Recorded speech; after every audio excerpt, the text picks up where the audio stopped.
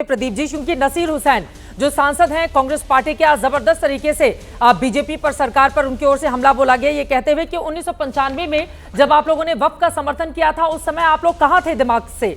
वो कह रहे हैं कि दरअसल एक कम्युनिटी के तुष्टीकरण के लिए इस तरह का काम कर रही है बीजेपी, और साथ ही आरोप ये लगाए जा रहे हैं कि 2024 में आपको याद इसलिए आ रहा है क्योंकि 400 का नारा देकर 240 पर आप लोग सिमट गए, इसलिए हिंदू मुसलमान की पॉलिटिक्स को आक्रामक तरीके से आगे बढ़ाने की कोशिश कर रहे हैं। चित्रा जी, आपके शो पे आप देखिएगा कि जितने भी विपक्ष के साथी हैं वो बिल के ऊपर बात करेंगे, इधर उधर की बात करेंगे। चलिए मैं आपके आर्गुमेंट से शुरू करता हूं। 1995 की बात करते हैं।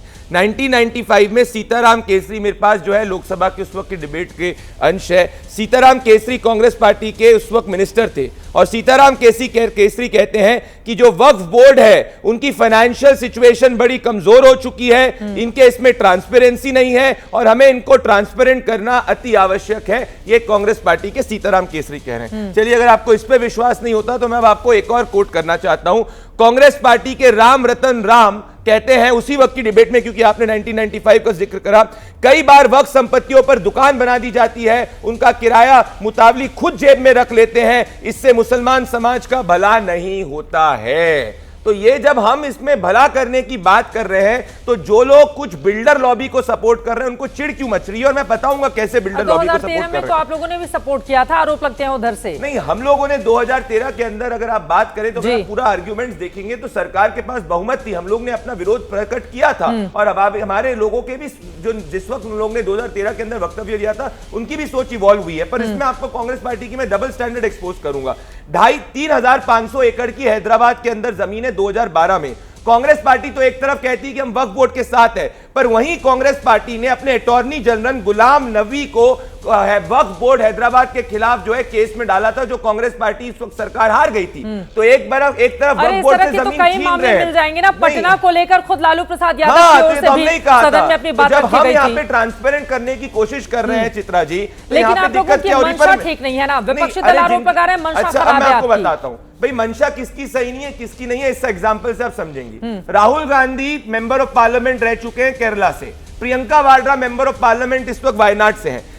अब स्थिति देखिए केरला की क्या है। केरला के अंदर थलापूजा वायनाड में 5 फैमिली जो है जिनके पास लैंड डीड्स है उस पे वक्फ ने एनक्रोच किया, अभी 10 साल से केस चल रहा है। 400 किसान परिवार एर्नाकुलम के अंदर अभी तक जो है वो न्याय की भीख मांग रहे हैं क्योंकि वक्फ ने उनके लैंड पे क्लेम किया है। यही तक नहीं, चवाकड़ के अंदर आपको पता है कि 200 परिवारों ने बोला कि भैया लैंड डीड्स हमारे पास है, पर रेवेन्यू ऑफिसर घबरा गया क्योंकि वक्फ ने लैंड क्लेम किया। जब सदन में चर्चा हो रही थी, प्रियंका गांधी उस समय नजर भी नहीं आई। केरला में चूंकि कुछ पादरी की ओर से जो बातें कही गई हैं उससे क्या कांग्रेस पार्टी के लिए असहज स्थिति पैदा हो गई है, क्योंकि शशि थरूर भी कभी इधर कभी उधर, उनके लिए भी एक कंफ्यूजन की स्थिति है जिसको समझा जा सकता है। मैं कांग्रेस पार्टी के पास आऊंगी, इसके पहले स्टूडियो के मेहमानों से जल्दी जल्दी एक टिप्पणी। अमित जमई जी, क्या दिक्कत है? सरकार अगर पारदर्शिता की कोशिश कर रही है कहीं भी, तो उसको लेकर फिर इतना ज्यादा हंगामा क्यों है बरपा? जी ने, हम लोगों ने बहुत साफ कह दिया है लोकसभा के अंदर और राज्यसभा के अंदर कि पूरे देश में जो वक्फ की जमीनें हैं उसको कब्जा करके उसको जो है अपने दोस्तों को, मित्रों को, बिल्डरों को बांटने का जो ये कार्यक्रम भारतीय जनता पार्टी ने जो संशोधन लाया है, समाजवादी पार्टी मुसलमानों के इस संवैधानिक मामले में उनकी अंत तक जो लड़ाई है उसको हम लड़ेंगे। हमारे parliamentary affair minister, minority affair minister कहते हैं किरण रिजिजू जी कि इस संशोधन से मुसलमानों की गरीबी दूर होगी, पढ़ाई हो जाएगी, मेडिकल ट्रीटमेंट हो जाएगा, स्किल्ड भी वो हो जाएंगे, इनकम जनरेशन भी हो जाएंगे, वो विदेश भी चले जाएंगे और न जाने क्या क्या। तो सवाल ये है कि इस देश में अगर ये पूछा जाए कि 80% हिंदुओं में जो गरीबी है, जहालत है, बेकारी है, जो इस देश में जो सबसे बड़ा डिस्पैरिटी है, तो क्या कल आप हमारे देश के जो तीर्थ हैं, हमारे देश के जो मठ हैं, उनकी भी अरबों करोड़ों की जमीनें हैं वो आपको कब्जा करेंगे? और एक आखिरी बात, आपने कहा कि साहब अभी तो बिल तो समझिए कि इनैक्ट भी नहीं हुआ है। उत्तर प्रदेश में योगी आदित्यनाथ जी ने 14,500 हेक्टेयर जमीन का एक सर्वे करवाया। सर्वे जो कि सरकार वक्त सर्वे का काम उत्तर प्रदेश की सरकार का नहीं है।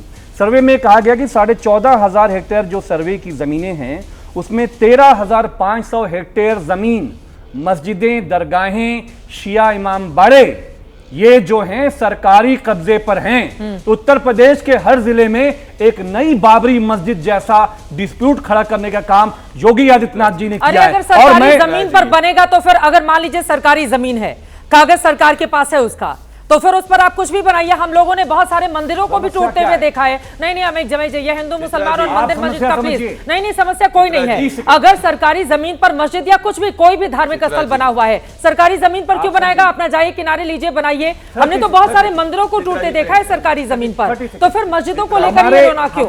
नहीं, एक सवाल जो राधा मोहन दास अग्रवाल, देखिए वो गोरखपुर से आते हैं और राज्यसभा, बड़ी अच्छी बात उनकी ओर से कही गई है। हालांकि एग्जाम्पल को लेकर उदाहरण जो उन्होंने दिए हैं उस पर कुछ विवाद हो सकता है, लेकिन नीचे जो बातें उनकी ओर से कही गई वक्फ बाय यूजर को लेकर पूरा बयान में पढ़ देती हूं। जिस तरह से फिल्मों में गुंडे किसी औरत पर हाथ रख देते थे, उनकी हो जाती थी, ये तो फिल्मों का वो डायलॉग मार रहे थे, लेकिन उसके बाद उन्होंने कहा कि जिस जमीन पर वक्फ बोर्ड के वाले लोग बता दें कि ये हमारी जमीन है, तो फिर सामने वाले को साबित करना पड़ता था और कई मामलों में 90% से ज्यादा मामलों में उनकी ही हो जाती थी। ऐसा कहां होता है अमित जमई साहब? ये हम बता दें ये एबीपी की जमीन है, ये हमारी, अब एबीपी हम लोग साबित करते रहे कि नहीं भैया आपकी वक्फ की जमीन नहीं है। कहां होता है ऐसा? चित्रा जी, आज हमारे देश के गृह मंत्री श्री अमित शाह जी ने संसद में बोलते हुए वो फंस गए। हाँ, उन्होंने कहा कि अगर 2013 का संशोधन नहीं आता तो हमें इस बिल को लाने की जरूरत नहीं तो थी। इतनी ताकत देने की क्या जरूरत थी? उस बिल के अंदर हमारे तब तो मरहूम अटल बिहारी वाजपेयी साहब भी हयात थे, आडवाणी जी भी थे, हमारे देश में जितने अरुण शौरी जी भी थे, जेटली साहब भी थे, ये जितने बड़े नेता जिन्होंने कांग्रेस के साथ, लेफ्ट के साथ मिलकर इस बिल को 13 के संशोधन को पूरी तरीके से पारित कराया था, क्या वो गलत है? बोले जल्दी उनके से, निर्देश के बाद बाकी लोगों के पास सोच में गलती थी।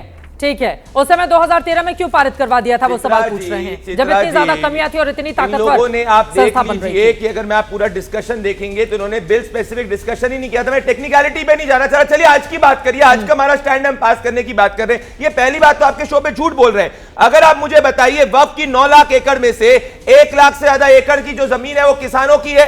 इसके अंदर 92,000 एकड़ की जो जमीन है उसपे घर बने हुए, 1 लाख एकड़ से ज्यादा की जमीन पे दुकानें। तो वक्फ की जमीन अगर मुसलमानों के भले के लिए इस्तेमाल हो रही तो वक्फ रेवेन्यू कम कैसे हुआ? कुछ भी ये बातें करने की बात कर रही है। सच्चर कमेटी की बात, सच्चर कमेटी के भारतीय जनता पार्टी ने बनाई थी। सच्चर कमेटी कह रही महिलाएं होनी चाहिए, सच्चर कमेटी कह रही है कि और दूसरे धर्म के मेंबर्स होने चाहिए, सच्चर कमेटी कह रही है कि मुतावलियों जो है वो पैसा जो है अंदर नहीं डालना चाहते और मुसलमान समाज के भला के लिए नहीं करना चाहते। अगर हम वो कर रहे हैं तो इनका तुष्टीकरण जो शाहबानों के वक्त खड़े हुए थे, जब शाहबानों के साथ नहीं खड़े हुए थे। अरे पुणे के अंदर 100 से ज्यादा मुसलमान परिवार पीड़ित है, केरला के अंदर क्रिश्चियन परिवार हिंदू परिवार पीड़ित है। आपको हर चीज हिंदू मुसलमान दिखती है। आप मुसलमानों के सबसे बड़े दुश्मन हैं क्योंकि आप लोग मुसलमानों का भला नहीं चाहते, आप तुष्टीकरण करना चाहते हैं। आपकी सच्चाई यही है। मेरे पास बिल है, क्लॉज बाय क्लॉज बताइए क्या दिक्कत है। बिल पढ़ के आए नहीं है चित्रा जी, मैं ओपन चैलेंज पूछ रहा हूं, नहीं आते। कौन से क्लॉज में दिक्कत है बताओ, कौन से क्लॉज में दिक्कत है? पढ़ के उत्तराखंड के अध्यक्ष आपके बगल में बैठे हैं। आप बिल पे बात करो।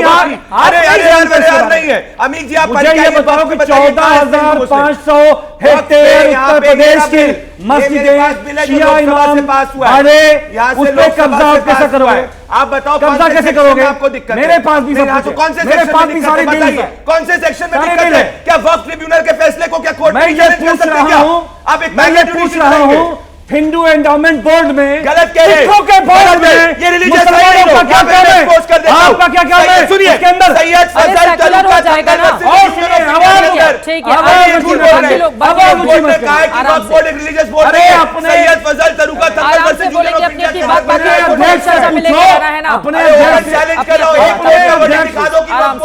अपने अध्यक्ष उत्तराखंड के हमारे साथी बैठे हैं, अभी नाराज मत हो, आपके साथी बैठे हैं जिस काम का मैंडेट है, ये जानते हैं कि 1951 का जो फसली है, 1359 का जो फसली है, उसके बाद रेवेन्यू रिकॉर्ड बने, रेवेन्यू रिकॉर्ड ने कहा, हमारे उत्तराखंड के अध्यक्ष को बोला कि इन जमीनों को जो वक्फ की जमीनें हैं उसका इंदराज कराओ। ये बताएं कि भारतीय जनता पार्टी की सरकार में 2009 में कहा गया था कि जो जमीनें इंदराज नहीं है।